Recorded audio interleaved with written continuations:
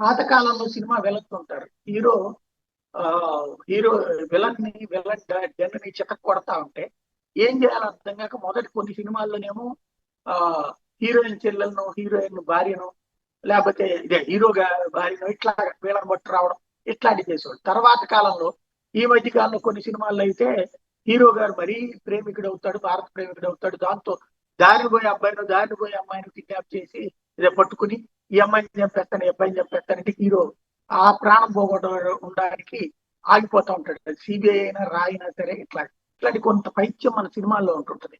అట్లాగే ఇరానోడి పైత్యం ఏంటంటే అమెరికా కూడా అని సెటప్ కొడతాడు. అమెరికా మీద మిస్సైల్ వేసాడు. అమెరికాకు సంబంధించినటువంటి ఖాళీ చేసిన బేసిల మీద దాడి చేస్తాడు. అది బదులు నేను ఏదో చేశానని చెప్పుకుంటాడు. ఇజ్రాయెల్ మీద దాడి చేస్తాడు, 99% ఫెయిల్ అవుతుంది. కానీ ఇజ్రాయెల్ ని చితక్ కొట్టే అంత శక్తి వీడి దగ్గర లేదు. వీడి దగ్గర ఉన్నటువంటి నేవీ ద్వారా, ఎయిర్ఫోర్స్ ద్వారా చేయాలి కదా, వీడి వల్ల కాదు. కానీ పక్కన ఉన్నటువంటి తోటి ముస్లిం దేశాలైన, సున్ని ముస్లిం దేశాలైనటువంటి 8 గల్ఫ్ దేశాల మీద పడిచేస్తున్నాడు. ఇప్పుడు తాజాగా బహ్రెయిన్, కువైట్ లో మీదకి దాడి చేశాడు. నిన్న 50 మంది, నిన్న ఇవాళ పొద్దున 50 విమానాలతో అమెరికా ఇజ్రాయెల్ చేసిన అటాక్ లో 45 నుంచి 60 మంది సైనిక అధికారులు ప్రాణాలు కోల్పోయారు కదా. దాంతో కడుపు రగిలిపోయినటువంటి ఇరాన్ లేటెస్ట్ గా పెద్ద ఎత్తున బహ్రెయిన్, కువైట్ల మీద దాడి చేసింది. అక్కడ ఉన్నటువంటి పవర్ సెక్టార్ మీద దాడి చేసింది, భవనాల మీద దాడి చేసింది, ప్రభుత్వ భవనాలను ధ్వంసం చేసింది.